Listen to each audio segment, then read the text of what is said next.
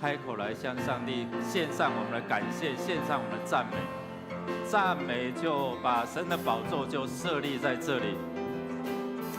哈利路亚！主，我们赞美你，主，我们感谢称颂你，因为你是全能的、无所不能的，你是让我们在困境当中看见你奇妙的作为，在困境当中有你的安慰跟扶持，在困境当中有你的带领，有你的同在。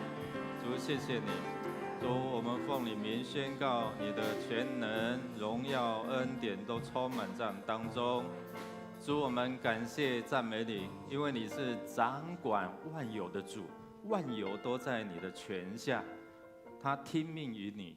所以我们知道，当我们信靠你的时候，你就能够调动万有，能够为我们效力，为敬畏你的儿女效力。主，我们赞美你，因为你如此爱我们，爱到愿意为我们牺牲你宝贵的生命。主，我们来到你面前，承认我们的亏欠，承认我们的软弱，愿你的宝血来遮盖我们，释放我们，可以得自由，可以来到你施恩的宝座面前，为要得着你的怜悯，得着你的同在，得着你的帮助。垂听我们祷告，靠耶稣基督得胜的名求 ，Amen。弟兄姐妹，请坐。我们要继续为我们的国家、城市来祷告。我们用神的话一起宣告说：看啊，神是我的拯救，我要倚靠他，并不惧怕，因为主耶和华是我的力量，是我的诗歌，他也成了我的拯救。所以你们必从救恩的泉源欢然取水。这里先知在宣告说：你是我的，你是我的。他是只有以赛亚，只有这些的先知诗人的吗？不是哦，他也是我的，也是你的。所以当你在宣告上帝的话当你在把上帝的话祷告出来的时候，说：主啊，你是我的主，你是我的力量的泉源，你是我的诗歌。这个诗歌在任何环境当中我都可以唱出来。你是我的拯救，在任何的环境你都是帮助我的、拯救我的。你就可以用这些的经文来做祷告我们要为着我们的城市、国家来祷告。我们可以宣告：主啊，你是台湾的主，你是台湾的拯救你是谁的拯救？这样那为着我们看到整个面对中国的这样的一个文攻武吓面对整个疫情我们恳求主让新的政府总统新的任期有敬畏主好的策略，能够维护两岸的和平能够成为全世界的祝福。我们开口来祷告，我们来祝福我们的国家，祝福我们的城市。哈利路亚！主，我们赞美你，因为你是台湾的主，也让台湾在最近一直有这样的一个平安零确诊。主，我们感谢赞美你。若不是你，我们没有办法从这样的一个惊涛骇浪、恐惧不安的环境当中能够走出来。主，谢谢你，我们感谢赞美你，让我们能够开口来为我们的国家、城市、为我们的执政掌权的来守望祷告，让合一进入到我们的我们的国家、城市。谢谢你使用教会成为这个国家、城市的祝福。所以听我们的祷告，靠耶稣基督得胜的名 ，Amen。弟兄姐妹，我们要为着我们身心灵的需要每一次我们在祷告，为什么每一次要祷告刚才圣经告诉我们要怎么样？要常常祷告。所以我们要一起宣告主的话说：义人呼求，耶和华听见了，便救他们脱离一切患难。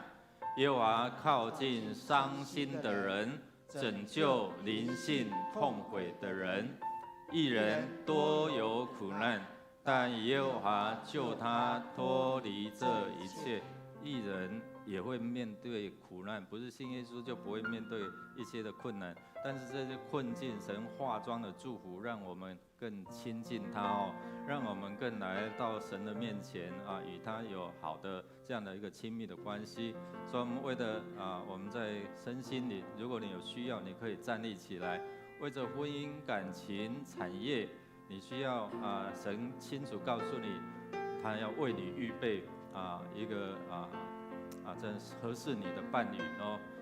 事业工作，在这个疫情的影响过程当中，是不是有影响到你的工作事业？求神来帮助开一条新的路最近我们看到这些的孩子正在面临考试我们也为他们祝福，为家中的年轻人来祝福，让他们敬畏耶和华上帝，就是智慧的开端。人与人之间的关系，我们知道人跟人之间的关系要真的有神的同在如果你有需要这几方面的，请你可以站立起来，我们要一起来祷告，或者是说按在你的心上，或者你所不舒服的部位你就按着手来宣告说：主，你是我的医治者，你是我的拯救，我的供应者。我们开口来祷告，哈利路亚。谢谢耶稣，谢谢耶稣，你是我的主，你是我呼吸系统的主，主你是我消化系统的主，主你是我所有内分泌、所有神经的主，主你是所有的脏器的主，主我们要宣告，所有的都在你的掌管里面，主若有损毁的，若有软弱的、病痛的，求你自己来医治，求你一直来释放我们身心灵都健壮，灵魂体都兴盛。谢谢耶稣，我们要奉你的名来宣告，你是我们的主，你是我们所有器官的主，你是所有我们消化系统、呼吸系统，所有我们心思意念情感的主。主，我们奉你名来宣告，你在我们的生命当中来掌权做主，因为我们愿意敞开我们来给你来引导，给你来掌管。愿你进入到我们生命当中来掌权，让我们的心思意念都有属神的心思意念。谢谢耶稣，让我们的身心灵健壮，灵魂体都兴盛。祷告靠耶稣基督得胜的名 ，Amen。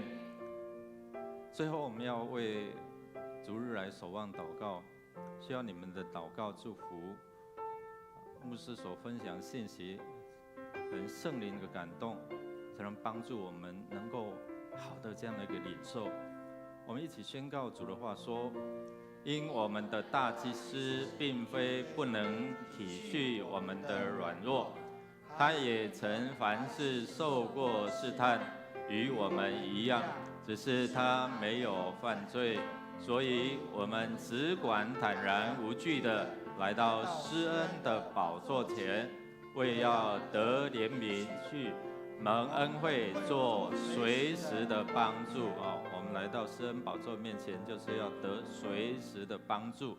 所以我们要成为一个代祷者我们虽然是一个可能要领受者，我们也可以成为一个代祷者来祝福。特别是今天有已经恢复了这个医疗咨询到图书馆那边，我们透过医疗团队来祝福这一些需要的人。我们也在这个礼拜这个礼拜3有祷告见证会，由第5区来分享见证我们一起来领受神的恩典跟见证。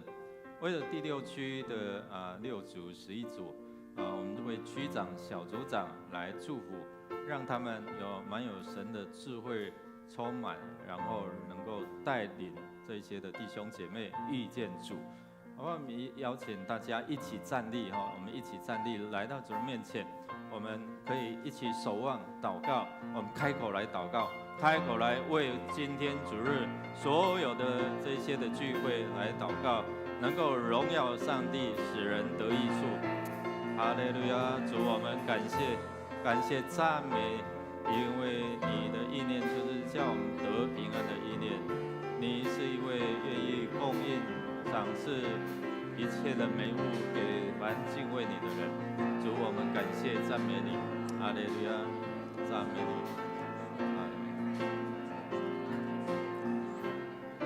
主，我们感谢赞美你，你要透过教会，透过你的真理，将隐藏的奥秘向我们每一个人启示，也透过我们成为启示你真理的奥秘的管道。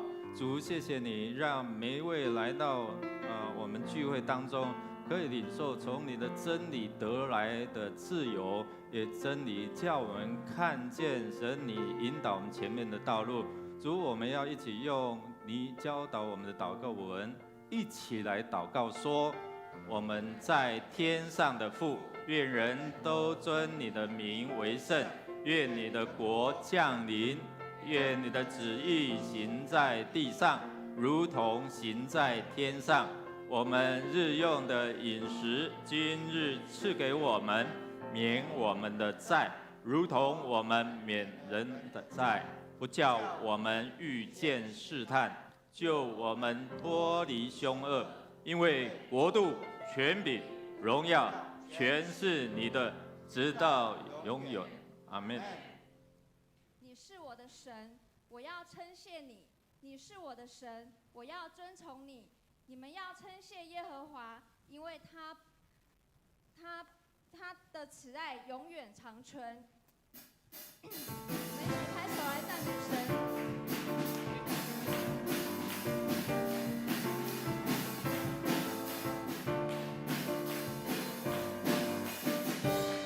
这是耶和华所定日子，神的儿女当欢呼喜乐。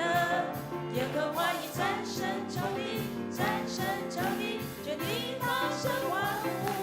这是耶和华所定日子，神的儿女当欢呼喜乐。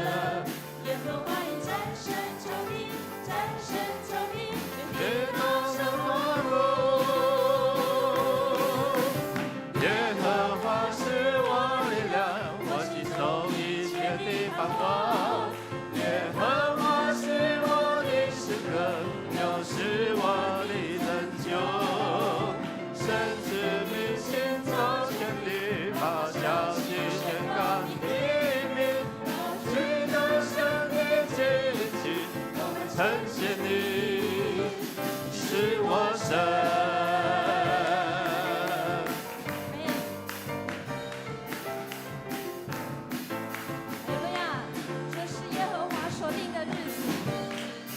是耶和华所定日子，神的儿女当欢呼喜乐。耶和华已战胜仇敌，战胜仇敌，全地大胜万物。这是耶和华所定日子，神的儿女当欢呼喜乐。耶和华已战胜仇敌，战胜仇敌，全地大胜万物。耶和华是我力量，我心中一切的盼望。耶和华是我的诗歌，又是我的拯救。神赐你行走千里，把消息宣告你的名。直到神的惊奇，我们称谢你。耶和华是我力量，耶和华是我的诗歌，又是我的拯救。神赐你行走千里，把消息宣告你的名。直到神的惊奇，我们称谢你。耶和华是我力量，我心中一切的盼望。耶和华是我的诗歌，又是我的拯救。行走千里，把消息宣告你的名。直到神的惊奇，我们称谢你，是我神。直到神的惊奇，我们称谢你，是我神。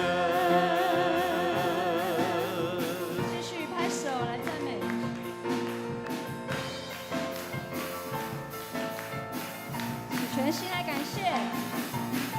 全心感谢，全心赞美，进入你的约。全心颂赞，献上为祭，是最纯的果子。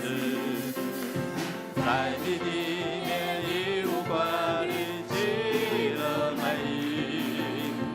常常感谢，不住祷告，盼望在于你。我要全心赞美，要无颂赞你名。在你的中日日生活在世上节日，我要全心赞美，我要赞美不停，一人分离，万物神永不息。哈利路亚！ Amen。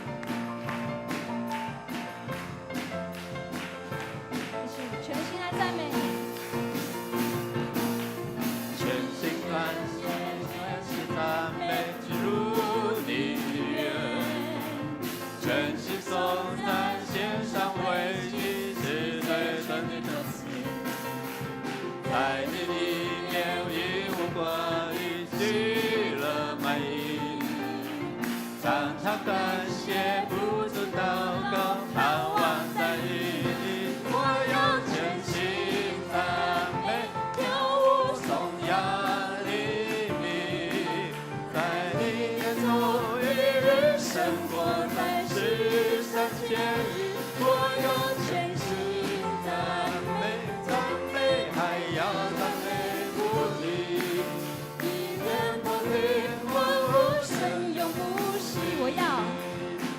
我要全心赞美，跳舞颂扬你名。在你眼中一日生活在世上节日，我要全心赞美，赞美还要赞美不离。一人分离，万物神永不息。再次来赞美。我要全心赞美，跳舞颂扬你名。在你眼中一日生活在世上节日，我要全心赞美，赞美还要赞美不停。一人分离，万物神永不息。我要全心赞美，赞美还要赞美不停。一人分离，万物神永不息。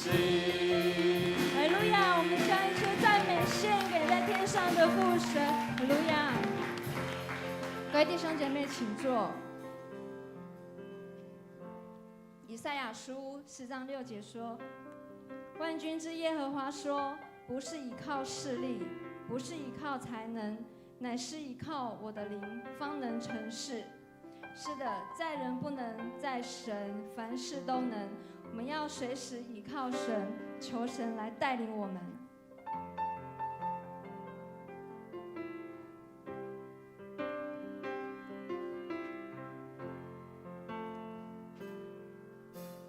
你的意念高过我的意念，你的道路高过我的道路。每当我彷徨失措、软弱无助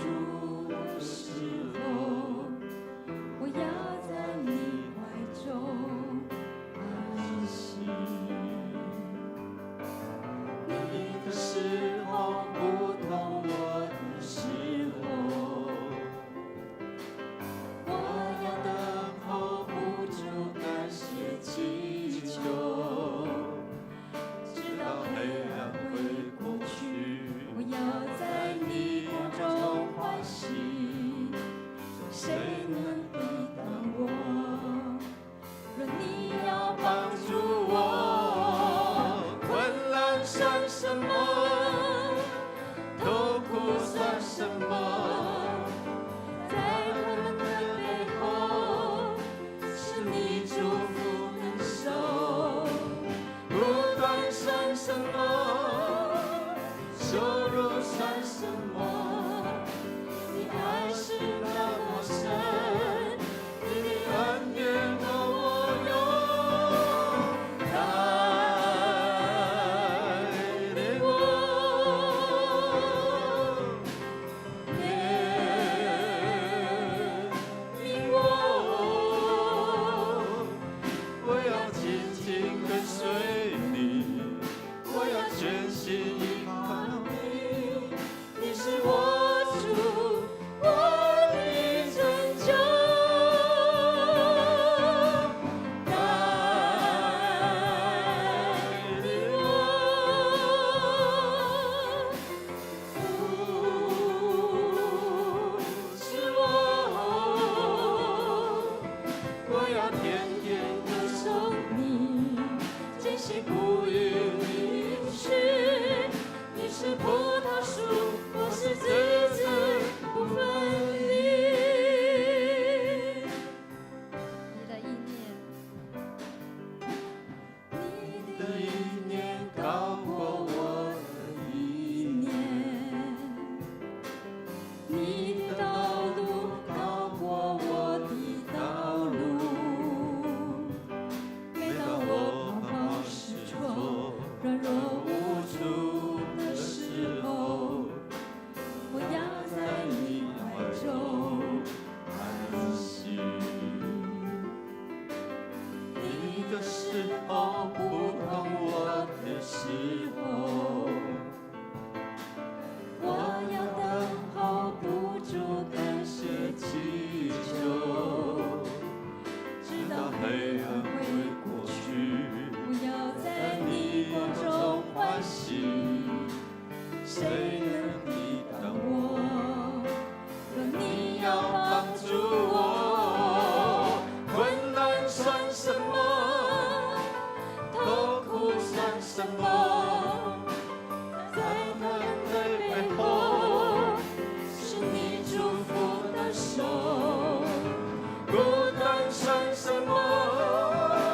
羞辱算什么？你的爱那么深，你的恩典够我用，带领我，怜悯我，我要紧紧跟随你，我要全心依靠你。你是我主，我的拯救，带领我，扶持我，我要天天歌颂你，真心不渝的许，你是葡萄树，我是枝子，不分离。带领我，带领我，怜悯我，我要紧紧跟随你，我要全心依靠你，你是我主，我的拯救，带领我，扶持我，我要天天歌颂你，真心不渝的应许，你是葡萄树，我是枝子，不分离。再一次来宣告说：主啊，带领我。带领我，哈利路亚，领我，跟随你，我要全心依靠你。你是我主，我的拯救，带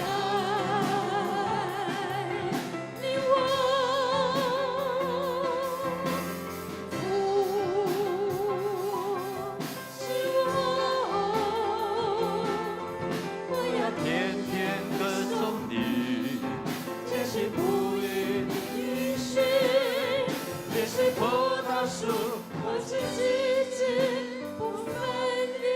你是葡萄树，葡萄树，我是枝子不分离。主啊，带领我，带领我们，带领你的教会，带领这个国家，走在神你命令的道路。谢谢耶稣，因为你来就是要叫我们得生命，并且得的更丰富、更丰盛。主啊，带领我们，即使是在困境当中，让我们知道，在背后有你的祝福。带领我们，在我们不明白的时候，向我们启示你的心意，让我们知道，可能透过这个苦难的背后，要让我们看见你的恩典，带领我们，怜悯我们，扶持我们。每一次的敬拜，我们都恳求你的同在；每一次的敬拜，我们都恳求你施恩的宝座就设立在这里，好叫我们坦然无惧来到你的施恩宝座面前，得着你的供应、怜悯、医治跟平安。垂听我们的祷告，靠耶稣基督得胜的名求 ，Amen。弟兄姐妹，大家平安。我们今天有没有第一次来与我们一同敬拜的弟兄姐妹？好，如果没有，我们来看周报的消息。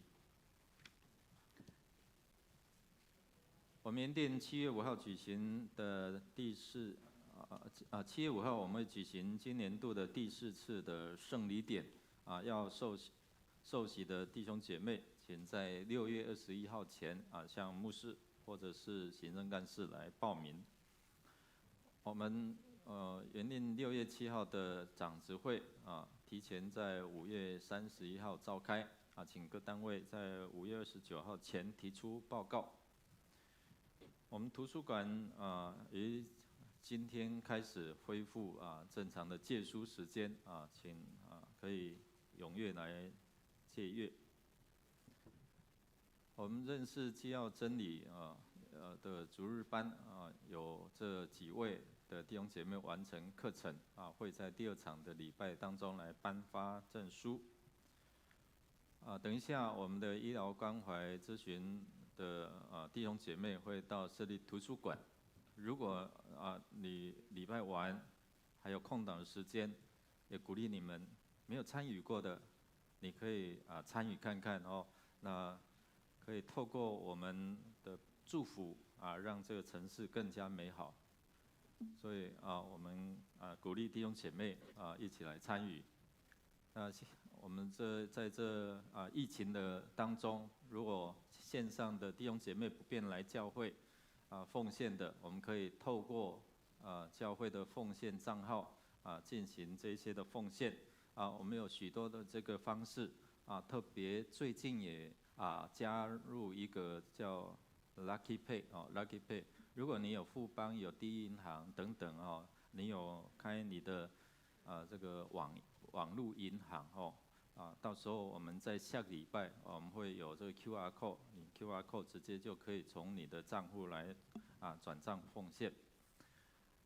那完成转账或汇款请务必来告知，或者是像我们进入网银，它就有一个可以打说我是谁来奉献这样那若为实益奉献者，请告知指定奉献的内容，比如说感恩的建堂的等等这一些如果有遗漏，请我们弟兄姐妹马上来告知会计李梅通知财务部来做更正。我们这个礼拜3有祷告见证会平常有我们透过启用神的话这本书来做操练的祷告之外，我们也有线上的就是连线在线上如果你在祷告会的当中不能来，你也可以透过这样的线上的祷告会一起来做参与哦。那这个礼拜是祷告见证会我们感谢主那市政府已经来文了，6月1号开始9点到下午4点开始有我们的德福关怀据点可以安心走出来。我们也透过许多的活动，帮助我们能够预防失智失能等等这一些，让我们真的在老年的时候勇敢面对老，然后活出健康的老，这样好，那还有吗？好，那我们来读今天的金句，我们一起来读2遍一起来。他们侍奉主进食的时候，圣灵说要为我分派巴拿巴和扫罗去做我召他们所做的工。使徒行传13章2节再一次。他们侍奉主进食的时候，圣灵说要为我分派巴拿巴和扫罗去做我召他们所做的工。使徒行传13章2节。我们预备心来奉献，奉献是基督徒感恩的表现，是出于甘心乐意。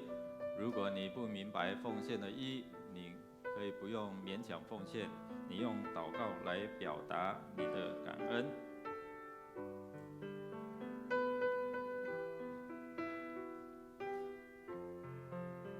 我们用这首诗歌来献上我们感恩，献上感恩的心归给至圣全能神引导，赐下独生子主耶稣基督，献上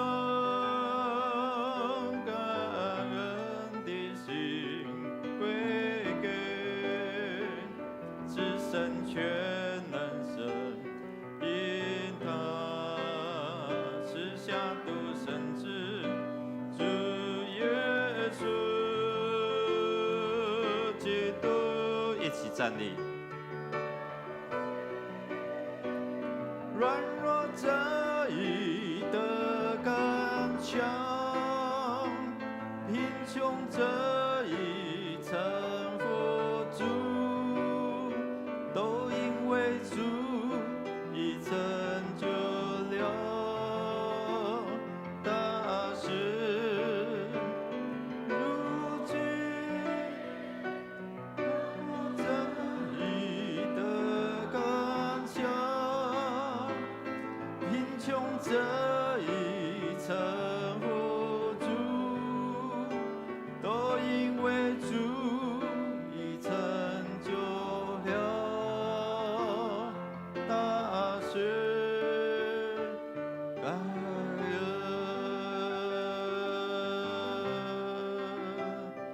感恩，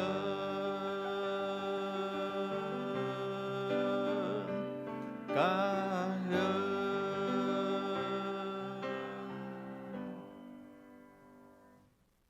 亲爱的天父上帝，我们感谢赞美你，感谢你，因为你是慈爱的天父，你也是爱我们的主，你是供应及时又充足的主。主啊，你是怜悯人、赦罪的主。主啊，你也是我们患难中及时的帮助。主啊，你更是那施恩满满的主，因为在你丰满的恩典里，我们都领受了，而且恩上加恩，献上我们的感谢。主啊，我们要时常来到你面前，将我们的感谢献上，因为这是神在基督耶稣里向我们所定的旨意。主啊，这时候我们要用感恩的心，献上主你所赐给我们的金钱，要来成为教会圣工之用。求主你来悦纳我们这样子感谢祷告，是奉靠主耶稣基督的圣名求。Amen。坐下，彼此来祝福说：上帝的话语叫你知道上帝的心意。上帝的话语叫你知道上帝的心意，请坐。上帝的话语能够让我们明白上帝的心意，并且引导你走你人生的道路。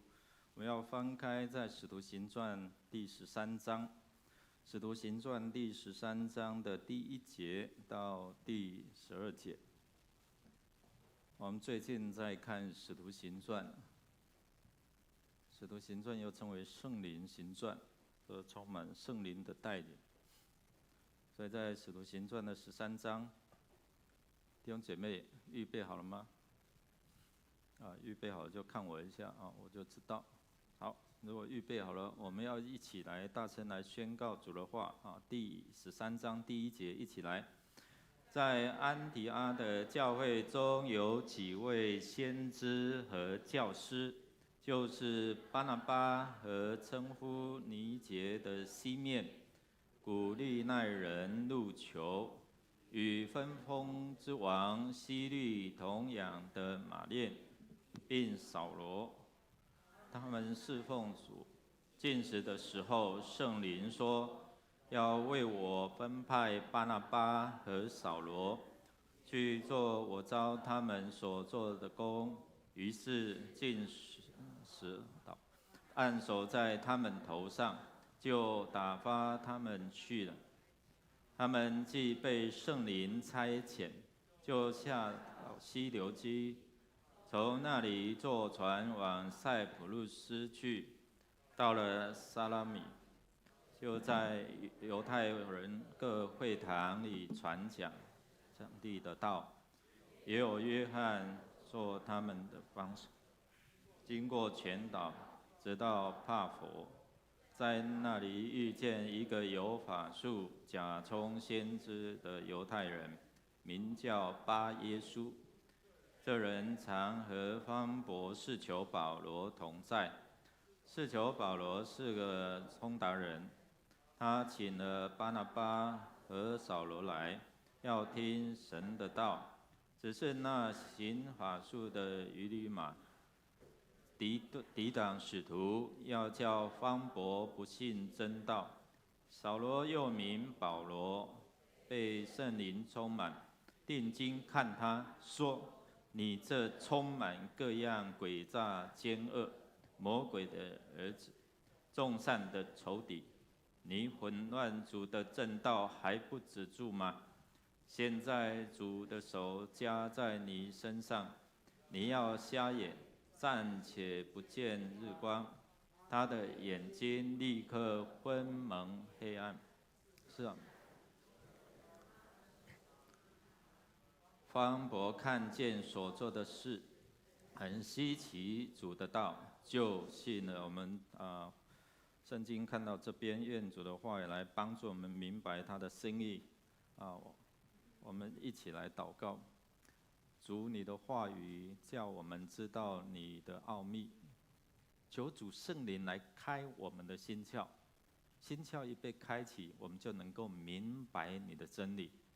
当按照主你的真理指引的时候，我们必看见神你在我们生命当中的命定，也带领我们走在神你恩典的道路。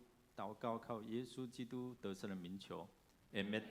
弟兄姐妹，大家平安。今天我们要透过这段的经文，一起来思想一个主题，叫做神导航。在场的弟兄姐妹，包括线上的弟兄姐妹，有多少人你曾经用过手机，或者是你车上的导航来 Google 你要去的目的地你的路线有没有？你曾经使用 Google Map 大部分的人现在都需要它科技那我们看旧约，其实神就在导航我们看到很多。那最近我们在新闻也看到，在彰化的和美镇有一个里他们就觉得说，哎呀，他们发现有很多的基地台。那过去的观念我们就说这个基地台会影响什么？影响我们的健康，对不对？所以就很多人抗议跟这个地主抗议。那地主就联络这个电信公司了。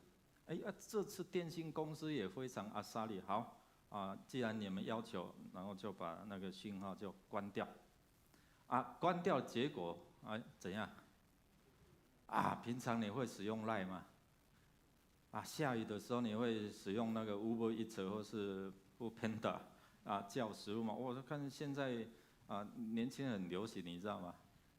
我儿子说啊下雨啊不要出去吃啊，爸爸我叫一下，点一点哦，马上大概10-20分钟就来嘛，对不对？哦，很方便哦。那我们看到就哇，那也不能用 YouTube 啦、FB 啊等等就不能用了，好像回到原始这样哦。那我昨天问了一些年轻人，那个监听稍微小一点点会回收。我问年轻人说，你是想要健康，或者是想要手机会通？大部分人都举手说要手机会通。因为如果没有手机的通信呢，一天就活不下去了。这样啊，弟兄姐妹，我们看到这个科技影响到我们非常的深嘛。其实有时候我会透过这样的一个科技啊，比如说转账啊，刚才我在讲了，其实我在信用卡等等谁要转账，我就直接可以从我的手机就可以直接转账出去了非常的方便。但是其实背后也有它一些的危险的这样的一个部分所以我们如何有智慧去善用这一些的科技？其实，在我们人生的旅程当中也是一样好的导航可以导到你的目的地那如果这个比较差一点，或者是通讯比较不好，可能就把你导航到危险的地方那我们人生的这样的一个旅程也是一样我们是要听谁的话，听谁的建议？有时候我们会听父母说这个好，这个好，娶这个好，哇，这个身材好或者怎样较早要看身材拢看啥？看那个屁股比较大，哇，这个因为农业社会嘛，比较会生嘛，对不对？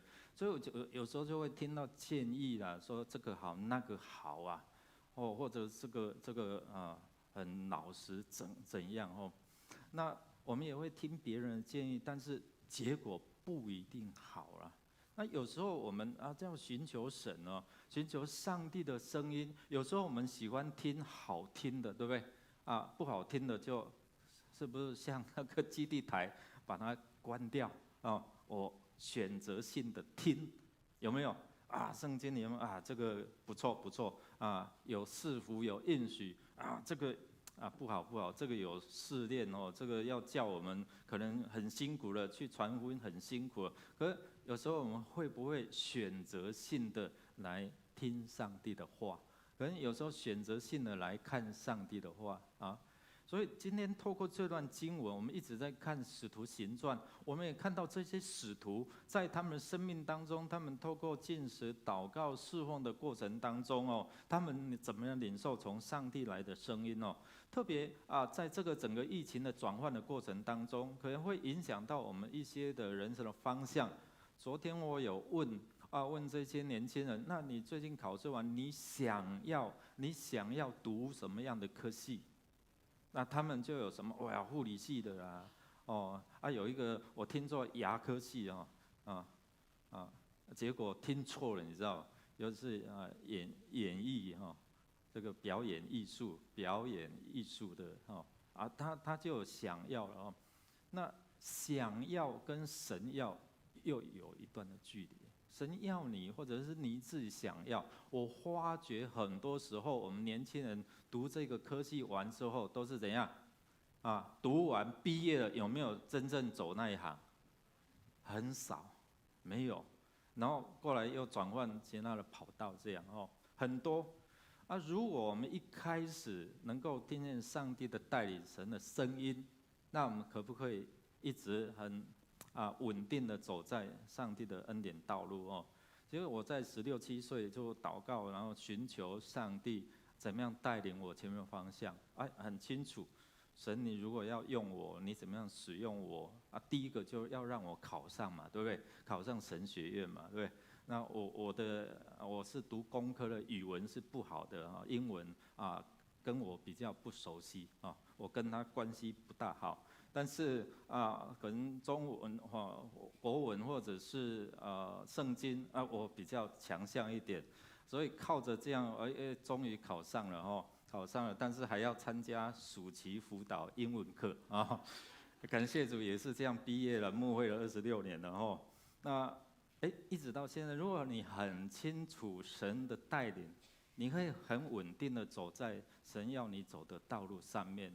是神的声音，或者是你自己想要的声音在转换跑道工作，在我们的婚姻的伴侣选择也是一样圣灵我知道了然后去告诉一个女孩子说，圣灵告诉我说，就是你要嫁给我。圣灵告诉我你要娶我，是不是从圣灵来声音，或者是自己的声音我们要很好的分辨不要随随便便用圣灵的名字来强加在人的身上第二个是我们看到这些使徒他们在顺服圣灵的带领的过程当中面对不是很顺遂但是有挑战有高峰，他怎么样去面对，而且很精彩的特别从使徒保罗的身上我们来看是谁在说话，谁向我们说话，我们到底要听谁的刚才说导航如果用得好，很顺利的可以把你带到这个目的地有一次我就因为导航上面有很多的选项，对不对？你要收费的，要经过高速公路有收费吗？那有时候我们就可能要避免说有不收费，对不对？有的是说捷径的意思上，低路啦较低路安尼低路有一次我就按有一个比较偏乡小径，按下去，真就把我带到山上那个偏乡小径。牧师娘说你干嘛？然后把我们带到这边赶快又回头这样所以你的选择跟你要走的路非常关系这台宾士差一点就掉到这个余温里面去了，因为他相信导航嘛，所以可能这个司机会觉得说，那么高科技的东西，我相信你竟然把我带到那个什么快要掉到那个余温，甚至有一些人，我们看到真的掉到这个海里或是余温里面去弟兄姐妹，我们在人生有许多的需求那根据这个今日基督教的报纸里面这个新闻里面所调查，一般人针对信仰的这样一个需求，是在他们的市调当中占了475名随机抽样的过程当中，他们生命当中关注的第2高的这个问题有62%，62%的人他们都关注在信仰的问题信仰问题。那其实一般我们会碰到一些问题的时候，过去如果以我们的宗教信仰不未知的事情，我们都会怎么样？婚姻什么，我就会去什么？我们不是我啦，我们有时候有这样信仰，就去求神问卜，对不对？我有时常常去聚会金平你们店附近有一个女的这个占卜师就在那边嘛，对不对？我常常过去，他也看我一下，我也看他一下那因为我知道我有主的依靠，但是如果没有这样的一个信仰的人，他们对未来彷徨无助的时候，可能他常常会看到有一些人就坐在前面去咨询那可能就透过一些的方式来求神问卜。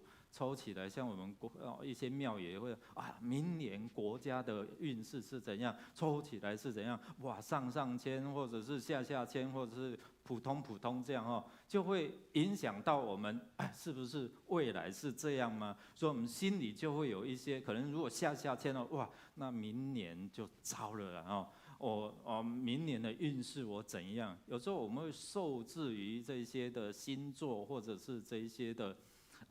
告知我们这一些的运势那我们呢？我们基督徒，因为我们知道我们所依靠的是谁，所以像诗人，他刚才在宣告说：“你是我的拯救，你是我的诗歌，你是我的力量。”所以一般我们透过这些祷告，能够面对我们所有的这些的困境。所以我常常问弟兄姐妹的问题：当你面对一些的困难的时候，你会怎么做？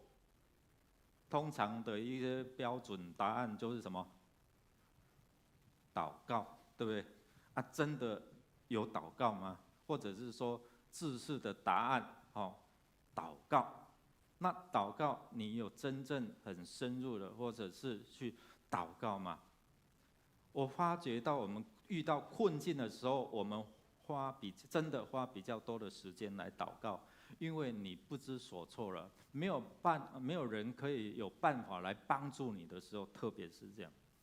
好，所以我们看到透过这样的祷告，其实神怎么样拣选安提阿教会，拣选保罗还有这个巴拿巴，他们成为这个世人的一个祝福。我们来看在圣经里面圣经里面其实从11章里面我们提到司提反他被迫害之后，有许多耶路撒冷的信徒使徒，他们就分散在各地，他们就逃路了，跑到哪里跑到安提阿所以其中有塞浦路斯的，有古利奈，其实就是属于比较非洲的这一些非洲籍的这些的信徒，他们就跑到安提阿，然后开始就向这些外邦人来传福音。安提阿教会就是由犹太人跟外邦人所组成的一个教会，也是一个好像示范性的 mega church 的这样的一个教会，它可以成为有活力很大的教会其实可能如果我们的话，我们说在这里宣教就好了嘛，这里何尝很大我们在这里宣教就好了。但是不是上帝透过这一些的耶路撒冷的使徒，因为苦难，有没有看到苦难？结果他们跑到安提阿，就建立了这一个很棒的一个教会称为基督徒就从这边开始嘛然后我们就看到他们开始做这样的向外宣教，他们没有限制在整个安提阿这个城市而已所以我们看到神就透过这样来让这些外邦人，等一下我们会看一些的地图，上帝怎么样透过他们的祷告，然后拣选所以他们做什么？禁食、敬拜、祷告的时候，这个就是提醒我们，圣灵在向我们说话一个方式当你在敬拜主的时候，有时候突然会有一个意念、意象、图像进来的时候，你要好好的抓住，然后祷告说：“上帝，这是对我有什么意思吗？请你告诉我。”就好像彼得他在禁食祷告的过程当中，他看到好多这些的动物，他觉得不洁净，但是上帝就告诉他然后叫他起来，然后有人要找他，结果他去了哥尼流家，全家就信主了。类似像这样，我们看到圣灵就对着他们来说话然后你要指派什么巴拿巴跟扫罗那去做我呼召他们做我要他们做的，不是他们想要做的事。所以弟兄姐妹，这边我们看到什么？神透过祷告让我们明白说，他要世上的人万人得救，不愿意有一人沉沦所以走出去是神要教会做的一件事情。所以这边我们看到他们做祷告、服事、敬拜的时候，神就兴起的在教会当中有知识性的言语就是先知性的，有这些教师。所以上帝其实在教会兴起不同样的这些的弟兄姐妹可能牧师比较强项是在牧养但是慢慢的学习当中，牧师也透过这样学习在过去1个礼拜我们在线上就在学习婚姻的这样的一个协谈的课程每一天选择2个小时就视讯牧师也要继续学习了。哇，原来透过这样的课程也帮助我能够成长，能够去帮助弟兄姐妹，而不是在每一次协谈就给我们弟兄姐妹一个指示或者一个教导。原来协谈就是什么？弟兄姐妹，协谈是什么？如果从字面来讲，协助伴侣夫妇能够怎样彼此的沟通对谈，而不是下指示。哇，这个在课程当中让我好大的帮助啊！可能过去在弟兄姐妹夫妇来吵架了，然后甚至半夜然后怎么样去分诉他们的苦楚那有时候我们自己没有这方面的这样专业的时候，就会下判断，听起来安尼你看唔对，就会介入了公亲变上，就变世主了，大家明白吗？神真的透过这个课程也让我看到说，我们本身的一些的限制所以感谢主透过这样也可能够帮助弟兄姐妹。这些人他们在安提阿教会也受到装备，你知道吗？有看到之前的经文吗？保罗跟扫罗跟巴拿巴他们在教会当中，然后在1年的时间，我们看到他们有教导有装备，所以有好的装备教导，你可以吸收学习，才能够成为一个帮助自己跟帮助别人的一个很重要的恩赐好，所以透过这样，我们来看使徒在以弗所书第4章的11到12节里面告诉我们说，他是的有什么？使徒，对不对？有先知，过来呢，传福音的牧师和教师，所谓的5重执事、5重的这样的恩赐。我们来看使徒叫什么？使徒要做什么？就是从上帝得他的启示我知道上帝的心意，然后带领整个他所要带领的团队做一个突破性的，这就是使徒性那就像保罗跟巴拿巴他们做这件事情，其实是突破传统过去这个福音好像是给犹太人，但是因为上帝要他们招他们所要做的，所以呢，他们做一些的突破，包括彼得他有稍微有一些的突破，但是最大的突破，我们看到在这边，保罗他做一个很重大的一个突破，所以从这一章开始，我们看到什么？使徒保罗的第一次布道旅行。好，那第二个，我们看到先知。什么叫先知？弟兄姐妹，什么叫先知？就是先知道什么？先知道上帝要人去做的事情，所以叫做先知嘛。所以他再去传递出来。所以在教会当中，当时有使徒、有先知、有什么传福音的，就透过使徒、先知的传递你们要去哪里？所以圣灵就拣选他们，然后分派他们去做。我们看到什么？如果按照神的心意，有时候面对这样的一个需要，原来哥尼流就是这样。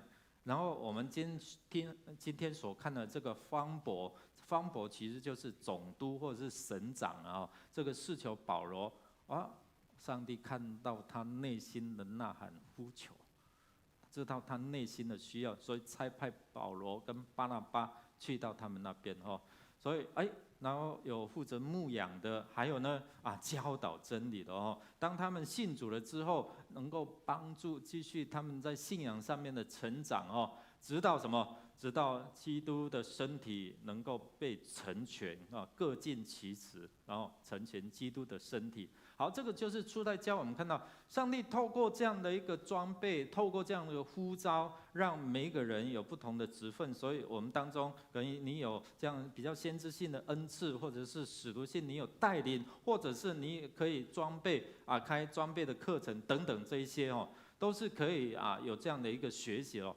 在罗马书第8章14到16节里面有提到说，圣灵也引导让我们知道我们自己的身份是什么原来如果你怎么做，你就可以成为上帝的儿女，被圣灵来引导进入到上帝给你的这样的一个命定的计划里面第三个，我们看到透过圣灵的感动呼召让人能够来跟上帝同工，不是我们想做就做所以当他们在侍奉主、敬拜、进食的时候，我们看到一件事情，就是圣灵说话了。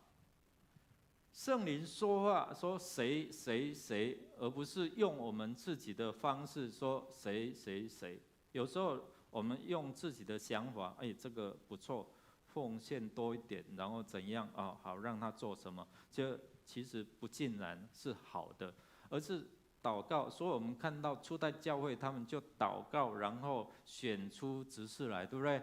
然后他们在祷告当中，我们看分派保罗跟巴拿巴，然后去做上帝要他们做的事情，所以就按手了，差派了哦。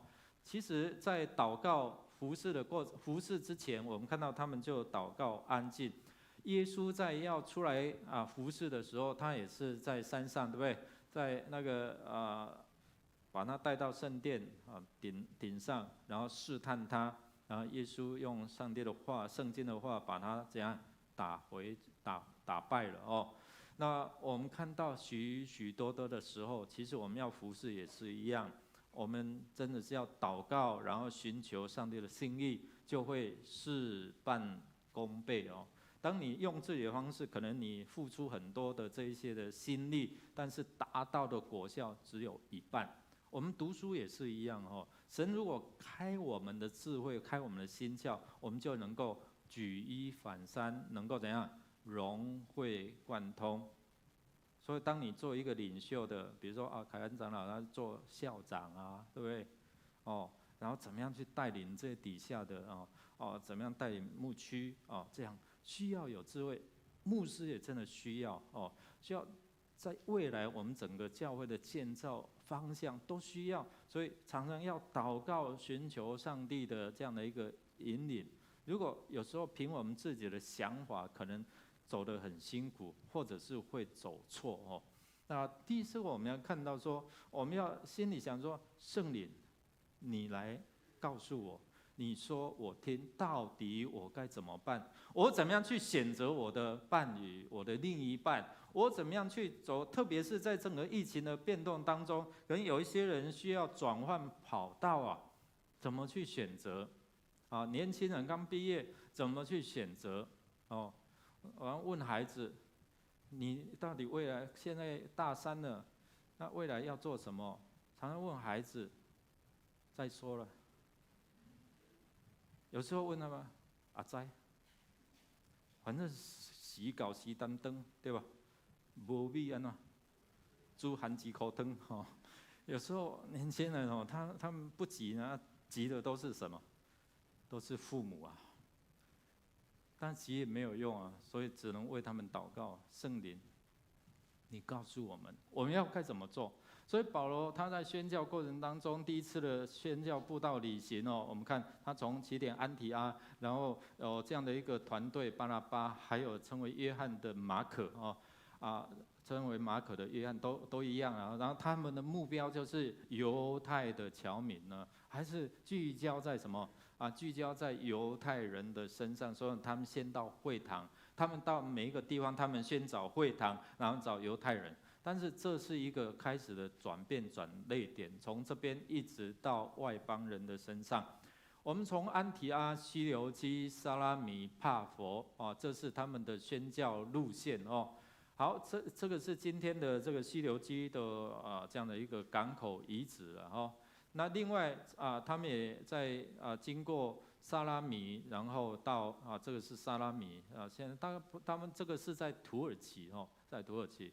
好，帕佛帕佛其实是居比路它的一个行政中心一个首都很重要的所以保罗他们来到这边，受到圣灵的引导，其实特别原来后面我们看到圣经说，原来就是要设定的对象是谁？跟他后面有同名的，是求保罗好，这是帕佛。好，这边有3个重点，就是说，第一个，他们侍奉主禁食，重大的事件的时候，牧师要来这边，也是透过祷告求印证，禁食，不是一通电话我来就来了，谈何容易，对不对？还要全家搬家呢，异动，这是一个很大的危机，对不对？我们人生的迁徙异动都是很大的危机哦。但是危机就是什么？一个转机。所以特别重大的事情，你会不会祷告、禁食、寻求主？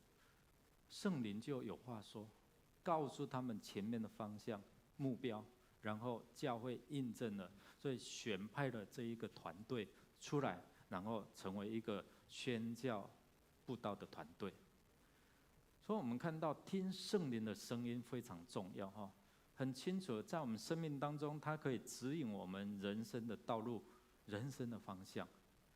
我们来看一位哦，他是牧师的儿子哦，但是他有一度远离上帝，在他的事业碰到一些的困境，但是后来如何听神的声音，他未来怎么样发展，我们来听看看哈。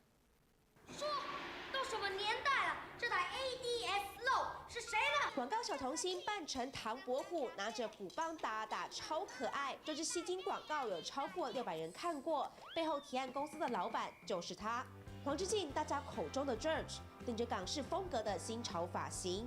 做广告圈18年，曾经1年拿下2亿业绩。这位同业眼中的笔稿达人，最近还成了出书作家，把他提案本领背后的秘诀毫无保留告诉你。提案里面常常用到几个技巧，好比说举例、说故事、说服、聆听，耶稣的行为、故事都有类似的这个解答。这位提案达人背后有高人指点。身为虔诚基督徒，黄之进从圣经里看耶稣传福音，原来大有学问。他跟撒玛利亚人，借由身体上的解渴进入到这个心灵的渴，这很高招，就是只讲自己想讲的。耶稣不是这样子做。爸爸是牧师，黄之进从小在教会长大，但一度远离了神，在职场上无往不利，却很没耐性。你在这个事情提案里面，你觉得你比较会看得到别人看不到的，你很容易就骄傲起来。骄傲如他，却被上帝的爱深深感动。后来我完全不是这样，关键就在于我们真的被耶稣的爱，我摸着了，哇，那个爱很大，就是大到是说，哎呀，我们是怎么样的人啊？神怎么还会保守我们的心啊？没有让我断手断脚。你想到你过去的生命，你就觉得哇塞，神如果还可以用你，神什么人都可以用的。黄之进还在公司成立了读经小组，连3天2头往庙里跑的同事也拿起圣经来读。擎天宫拿面线的，你知道吗？擎天宫会有一种面线，然后稍微绑红色的。现在是看圣经。好比我们要拍片，明天天气不好，OK，赖群主就说，不然就大家手牵手祷告咯。我一开始就是比较没有自信嘛，我觉得他们一定在考试我。后来我觉得有什么关系？他们就算考试我，神的名还是传出去了。就你们的公司好像蛮 lucky 久了以后就觉得说，我们得来看看。人们会好奇，因为你的生命、你的生活、你的生意都不一样。把提案当信仰，用生命感动生命。黄之进最好的老师就是那位最懂人心的上帝。记者文轩、邓天心台北报道。我们看到神提案创意无限，然后神引导就创造的佳绩，对不对？创造他的2亿元以上的业绩。弟兄姐妹们，我们看到什么？神有无限的创意哦。所以当上帝提案了，他说了算的时候，你顺服了，就其实有很多充满创意。弟兄姐妹，创意智慧是可以卖钱的，知道吗？哦，创意可以创造很多这些无限的商机。所以一个转念，让我们在可能职场上一个提案被老板所看重欣赏，其实就是引导你前面突破很多这些的困境的一个关键哦。我想延秀长老他在他的职场上也是一样哦，他借着祷告寻求，神也使用他在职场上成为一个祝福，也成为一个别人祝福的管道。弟兄姐妹，你的身上其实有上帝很多的创意在你的里头，只是你有没有把它连线起来，然后运用在你的生活上面哦？神使用我们不是只有在你的身上，神也会使用我们在很多需要的人的身上哦，让人看见说，哎，你每次都那么幸运吗？原因关键是到底在哪里？原来背后有一位大老板，一个创意家，一个点子团队哦，就是我们的三一神，所以说了算哦，就顺服了，踏出舒适的这个圈。所以原本在安提阿可以好好的，就我做不完了，干嘛要出去，还要碰到一些危险？但是我们看到，当他们踏出舒适圈的时候，碰到什么？挑战呢？有那个敌对者刑法术的在那边。所以第一个我们看到，你愿意踏出这个舒适圈吗？神也呼召我们踏出，就好像耶稣亚带他的团队，祭司团队，他们要先怎样踏下去第一步？当他踏下去第一步的时候，怎样？约旦的河水就开了，他们就能够走进去，进入到迦南美地啊！弟兄姐妹，踏出舒适圈，可能充满着挑战、危险哦。第一步，可能你需要信心的哦。但是这个团队踏出去了，不是反正有上帝可以靠我就随随便便，不是，他们还是很步步为营的哦。他们很专注，特别祷告。面对这样的一个困境当中，还好有他们平时的这样的一个装备，是求保罗他信主了。这个过程当中，其实巴耶稣哦，耶稣的这个名字，其实在当时候是类似像蔡奇安名，你知道不？耶稣的意思就是上帝拯救嘛，上帝要拯救，所以巴耶稣的名字意思就是什么？耶稣之子，或是拯救者之子了。但是竟然保罗骂他什么？你魔鬼啊，惊魔鬼之子啊！因为他是拦阻人来到上帝的面前，认识他的真道嘛。所以行法术了，假先知啊。那另外有一个，我们看到有一个以驴嘛，对吧？有时候我们会好像这个是两个人啊。其实有一些学者说，其实这个是同一个人他们是同一个人哦。所以我们有时候可能会被误导，或是不明白一个是犹太人的名字，一个另外是从阿拉伯语去做一个叫他比如说扫罗，今天我们看的经文扫罗又名什么？保罗，而且是两个名字吗？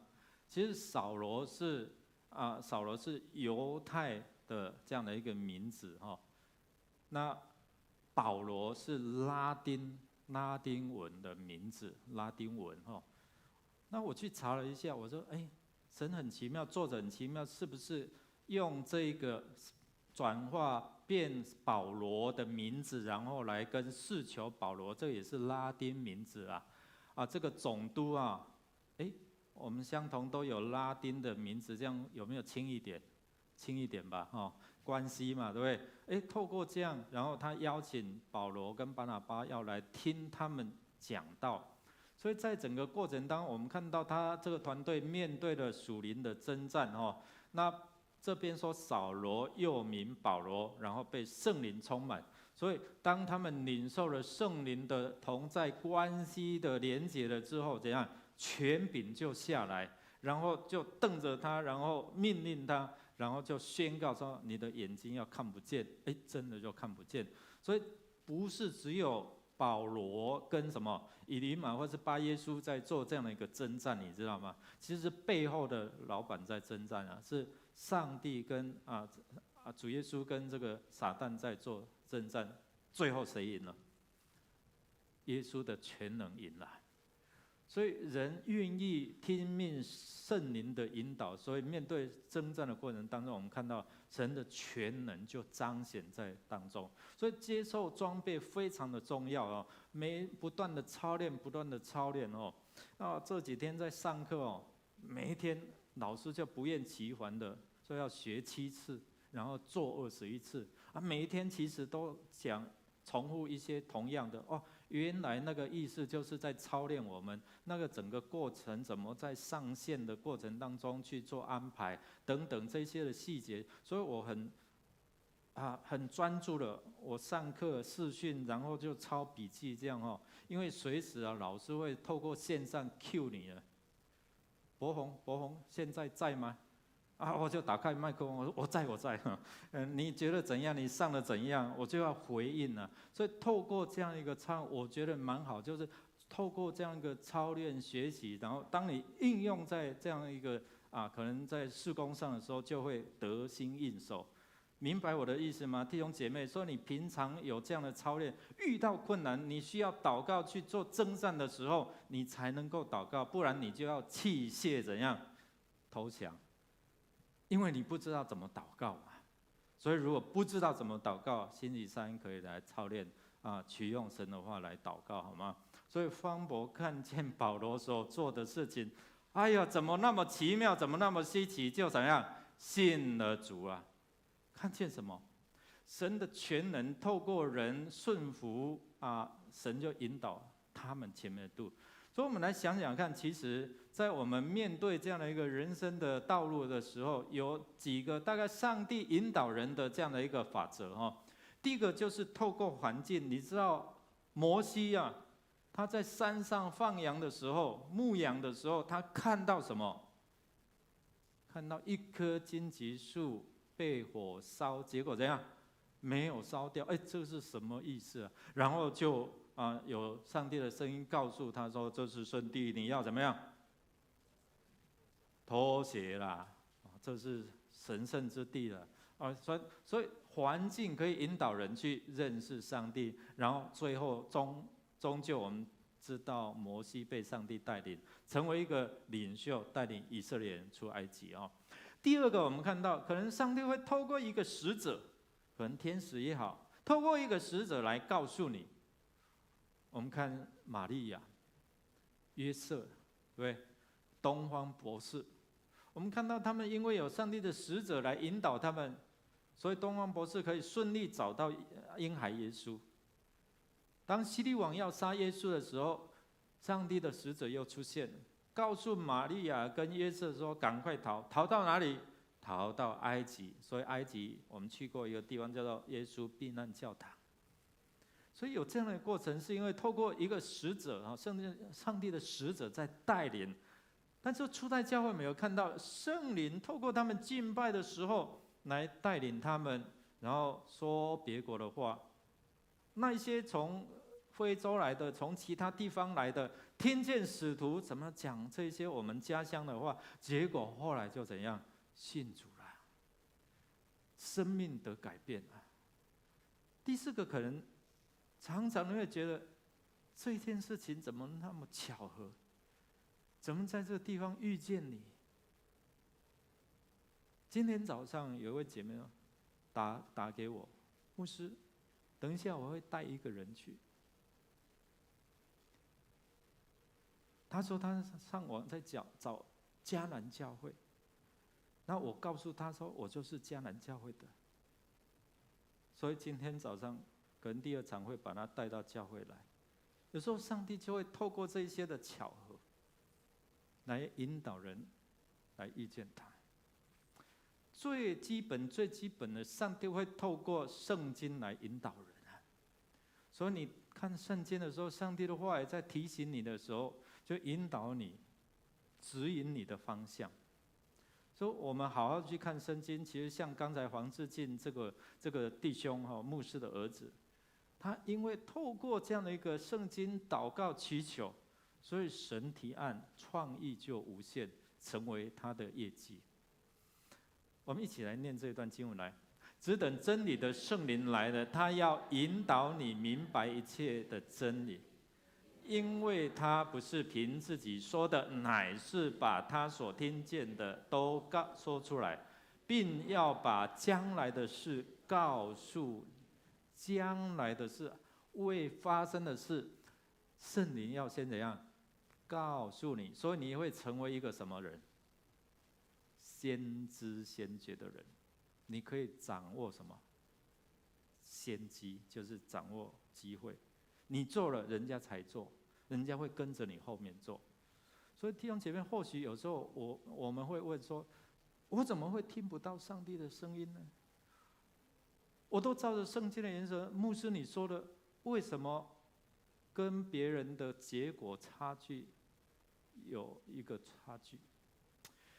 有时候我们想说，同一条路在不同的时间，那个流量不一样哦。其实 GPS 它在辨识的时候也是一样啊。我们呢，我们跟神之间的关系线路是不是畅通，这也会影响哦。对，有时候看似捷径哦，但是可能会很多的这些的拦阻哦，反而会较慢。所以有时候怎么样去分辨哦？那最新的我在每一次上高速公路的时候，我就会进入到 I68 或者1968哈，里面上去你要走哪一条路？哦，我今天要走1号高速公路，我就会点进去点进去 I68，然后点进去1号，它就会哪一段有红色的就表示塞车啦，时速多少它就会告诉我，还有即时的影像。哪里有塞车，车比较多，就会及时出现，然后我就接收那我就走3号的高速公路，因为它没有塞车，明白我的意思吗？有时候去查验的时候，接收这样新的信息，你就知道说我该走哪一条路哦。那没有网络不稳的时候，就是你怎样？你要等候，你要祷告，然后尽量恢复这样的一个连线，跟神圣的连线。青年最近成立在晚上1到礼拜4晚上10点有一个实在阿们对不对？线上的算是祷告会现在青年他们自己成立的这样的一个实在10点的实在阿们我也不知道那什么意思了因为这个也是一个创意嘛那呼召这些可能有创意的年轻人加入这样的一个群组，然后一同分享，一同祷告那有时候我们没有办法连线，是看不懂他的指示，或者是听不懂这样的指示，所以你就乱按反正试看看结果没有办法。其实在我们生命当中，圣灵他会很清楚在引导我们。所以弟兄姐妹，我们真的是来到神的面前，如果神你带领我前面路怎么走我需要你的帮助所以你自己听到神的导引指引你像保罗他们就看到神的大能，他本身自己就看到了但是不要停在这边，你的生命经历要成为使别人听见神怎么样带领，然后最终要什么？让他们好像是求保罗这个总督一样，看见了、听到了、信到了，因为他看到神大能。我们一起站立，我们求神来帮助我们，我们求主上帝来引导我们。主我该怎么走前面道路？可能在软弱困境当中、混乱当中，主你为我指引一条永恒的，是一条恩典的，是一条有你同在的道路。我们用这首诗歌来回应你的意念高过我的意念，你的道路高过我的道路。每当我软弱失措、软弱无助的时候，我要在你怀中安息。你的时候不同我的时候，我要到不住感谢祈求，直到黑暗会过去，我要在你光中欢喜。谁能抵挡我？若你要帮助我，困难算什么？痛苦算什么？在他们的背后是你祝福的手。孤单算什么？羞辱算什么？你的爱是那么深，你的恩典够我用。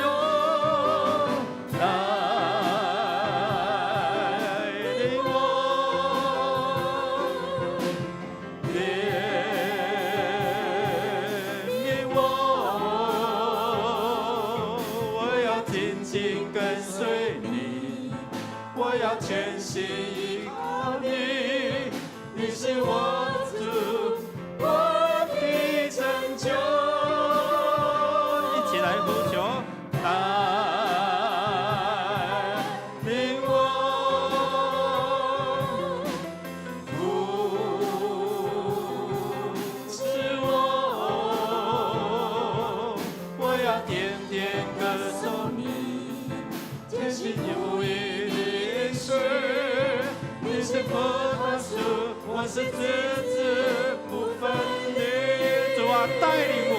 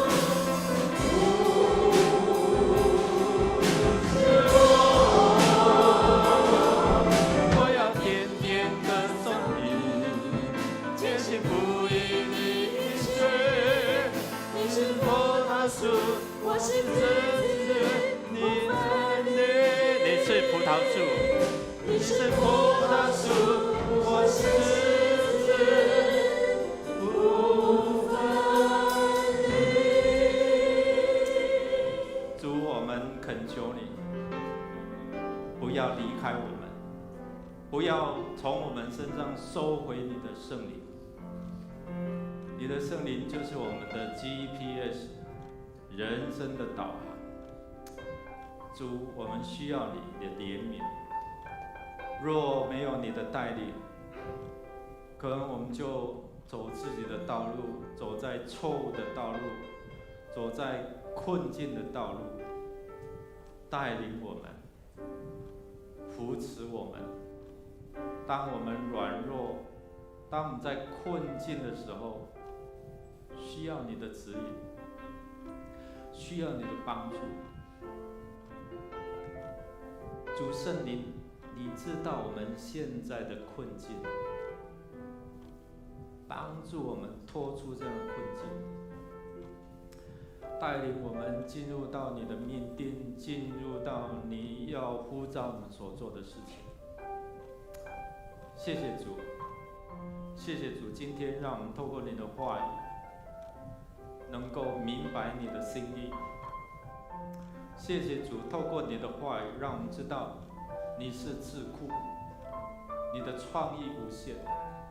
我们需要与你连线，我们才能够从你领受源源不断的智慧。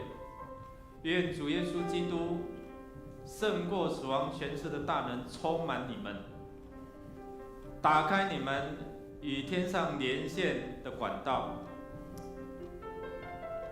天父上帝，用你的爱来遮盖我们，就好像用你的爱来遮盖世求保罗，让他听得见你的声音，也看见你的大能。主圣灵使用我们，感动我们，成为你福音的出口，在我们的职场，在我们的家庭，在我们所接触的人当中，主让我们听见你的声音，看见你的大能，也使人能够听见你的指引，看见你的大能，就相信你是他们生命的主，从今时直到永永远远。Amen。弟兄姐妹，请坐。